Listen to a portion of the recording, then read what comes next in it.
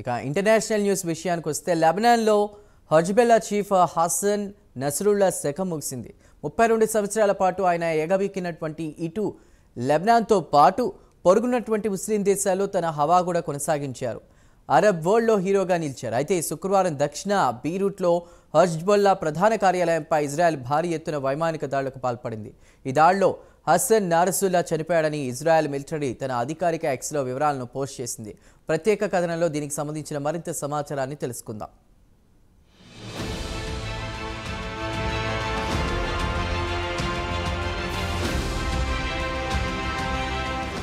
Hezbollah chief Haasan నాసరుల్లా అనవసరంగా Gaza యుద్ధంలో జోక్యం చేసుకుని తన ప్రాణాలను తానే తీసుకున్నాడు. గతేడాది అక్టోబర్ 5వ తేదీన హమాస్ మిలిటెంట్లు ఇజ్రాయిల్పై పడి విచక్షణ రహితంగా కాల్పులకు తెగబడి 1200 మందిని నిర్దాక్షిణ్యంగా చంపేశారు. మరో 250 మందిని బందీలుగా తమ వెంట తీసుకెళ్లారు. వెంటనే ఇజ్రాయిల్ గతేడాది నుంచి వరుసగా గాజాపై పడి దండయాత్ర చేసి గాజాను నేలమట్టం చేసింది. హమాస్కు చెందిన టాప్ లీడర్లను ఒకరి తర్వాత ఒకరిని చంపేసింది ఇజ్రాయిల్. ఇరు దేశాల మధ్య జరుగుతున్న పోరులో హెజబొల్లా మిలిటెంట్లు అనవసరంగా తలదూర్చి తమ ప్రాణాల మీదికి తెచ్చుకున్నారు. ఇజ్రాయిల్ సరిహద్దులో లెబనాన్ ఉంది. సరిహద్దు నుంచి తరచూ ఇజ్రాయిల్పై రాకెట్లతో దాడులు చేయడంతో లెబనాన్ సరిహద్దులో ఉండే ఇజ్రాయిల్ పౌరులు భయంతో సుమారు 1,00,000 మంది తమ ఇళ్లను ఖాళీ చేసి సురక్షిత ప్రాంతాలకు తరలిపోవాల్సి వచ్చింది.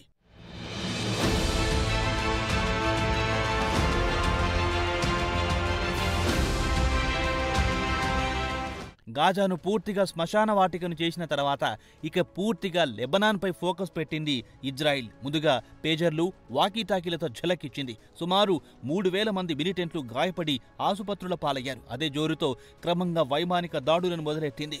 గత సోమవారం నుంచి వైమానిక దాడుల జోరు పెంచింది. ఈ దాడిలో డ్రోన్ చీఫ్ను లేపేసింది. ఇక గ్రౌండ్ లెవెల్లో యుద్ధమంతే భూతల యుద్ధానికి సన్నాహాలు మొదలెత్తింది. యుద్ధ ట్యాంకులను సిద్ధం చేసింది. అయితే ఇజ్రాయిల్ మిలిటరీకి పక్కా ఇంటెలిజెన్స్ సమాచారం అందడంతో వెంటనే హెజబొల్లా ప్రధాన కార్యాలయంలో హసన్ నసరుల్లా ఉన్నాడన్న సమాచారం అందుకున్న వెంటనే 4 అపార్ట్మెంట్లపై నిప్పుల వర్షం కురిపించింది. అండర్ గ్రౌండ్ కింద రెసిడెన్షియల్ బిల్డింగ్ లో ఉన్నాడని సమాచారం అందింది. వాస్తవానికి శుక్రవారం ఆయన చనిపోయి ఉంటాడన్న వార్తలొచ్చాయి. నాసరుల్లాతో పాటు సదరన్ ఫ్రంట్ కమాండర్ అలీ కర్కీతో పాటు అదనపు కమాండర్లు కూడా మృత్యువాత పడ్డారని ఇజ్రాయిల్ అధికారిక ఎక్స్లో పోస్ట్ చేసింది. నాసరుల్లా తన నివాసంలో కూర్చొని ఇజ్రాయిల్కు వ్యతిరేకంగా టెర్రర్ దాడులకు ప్లాన్ చేస్తున్నాడని ఇజ్రాయిల్ ఆరోపించింది. 32 ఏళ్ల పాటు హెజబొల్లా సెక్రటరీ జనరల్గా పనిచేసిన నాసరుల్లా ఇజ్రాయెల్కు చెందిన పలువురు పౌరులతో పాటు సైనికులను చంపాడని ఆరోపించింది ఐడిఎఫ్. టెర్రర్ కార్యకలాపాలకు పాల్పడిన వారిని ఉరితీయడానికి ప్లాన్ చేస్తున్నాడని ఐడిఎఫ్ ఒక ప్రకటనలో వివరించింది.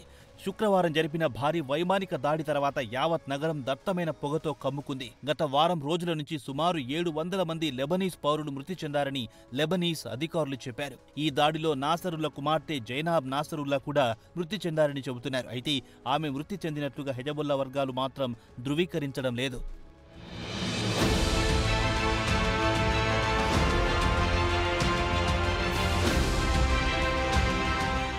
ఐడిఎఫ్ అధికార ప్రతినిధి అడ్మిరల్ డేనియల్ హగారి మాట్లాడుతూ బీరూట్లో దహియా అనే ప్రాంతంలో సివిలియన్ బిల్డింగ్లో నాసరుల్లా దాక్కున్నాడని చెప్పారు. ప్రస్తుతం దీనిపై పూర్తి స్థాయిలో విచారణ జరుపుతున్నాం. విచారణ పూర్తయిన తర్వాత వివరాలు తెలియజేస్తామన్నారు హగారి. ఇదిలా ఉండగా నాసరుల్లా మృతితో ముస్లిం దేశాలకు కోలుకోలేని దెబ్బ అని చెప్పొచ్చు. అరబ్ దేశాలకు తలలో నాలికలా ఉండేవాడు నాసరుల్లా. తాజా పరిణామాల తర్వాత Iran supreme leader Ayatollah Khamenei శుక్రవారం అత్యవసర సమావేశం ఏర్పాటు చేశారు. ఇరాన్కు చెందిన సుప్రీం నేషన్ సెక్యూరిటీ కౌన్సిల్తో చర్చలు జరిపినట్టుగా న్యూయార్క్ టైమ్స్ ఓ వార్తను ప్రచురించింది.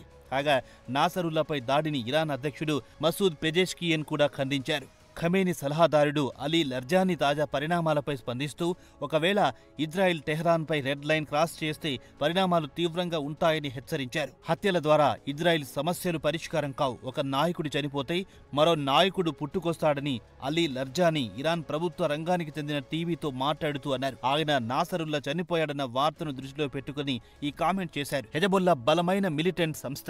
ఒక నాయకుడు చనిపోతే ఆ స్థానంలో కొత్త నాయకుడు వస్తాడు. ఇదిలా ఉండగా శనివారం నాడు Hezbollah missile unit commander Mohammad Ali Ismail ను చంపేసినట్టుగా ఇజ్రాయెల్ తెలిపింది. వైమానిక దాడుల్లో ఆయనతో పాటు ఆయన డిప్యూటీ గ్రూప్నకు చెందిన ఇతర నాయకులను చంపేసినట్టుగా ఇజ్రాయెల్ మిలిటరీ ఒక ప్రకటనలో తెలిపింది. ఇక ఇస్మాయిల్ విషయానికొస్తే పలు టెర్రర్ దాడుల్లో హస్తం ఉందని తెలిపింది. ఇజ్రాయెల్పై ప్రయోగించిన రాకెట్ దాడులతో పాటు పలువురు అమాయకుల ప్రాణాలు తీయడంలో ప్రధాన నిందితుడని వివరించింది.